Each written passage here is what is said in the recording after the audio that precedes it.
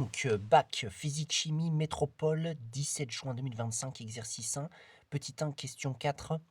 Donc, ils nous disent que nous avons, dans cet exercice, fait un protocole et synthétisé un produit.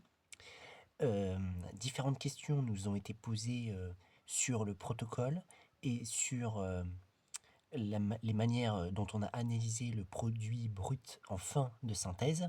Et ici, on nous a déjà expliqué que, dans la question 3, justement, on nous avait demandé que le spectre d'absorption, en quoi est-ce qu'il prouvait que le produit brut contient du BBP. Voilà, donc on avait fait un spectre d'absorption qui nous avait été donné dans l'exercice, dans lequel il y avait le BBP pur et le produit brut synthétisé qui avait été mesuré sur un spectre d'absorption. Ça nous avait permis de identifier que le produit brut était bien du BBP.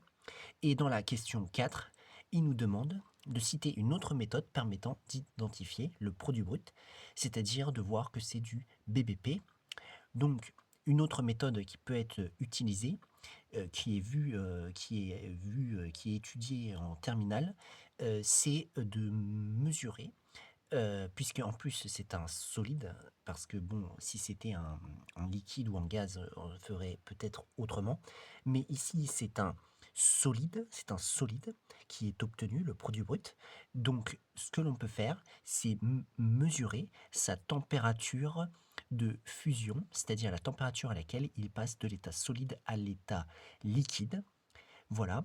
Et connaissant la température d'ébullition du BBP, on va pouvoir en déduire que ce produit brut est bien du BBP, puisque deux espèces qui ont généralement la même température de fusion, eh bien, ce sont généralement deux espèces qui sont les mêmes.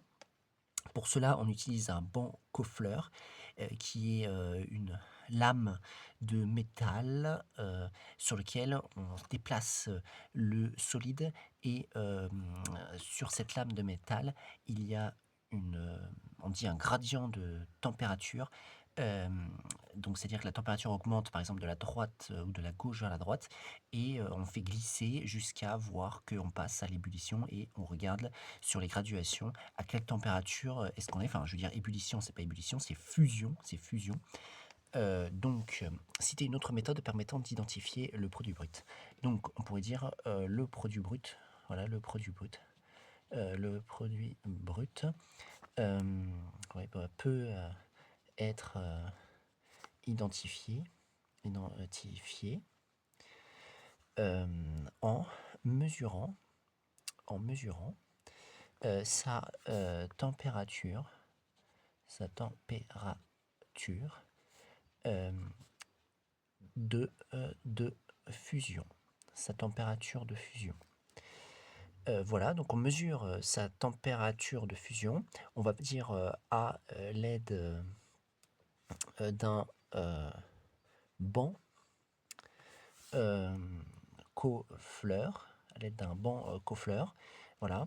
On peut dire on comparera ensuite, on comparera ensuite cette température, à celle euh, euh, de, de,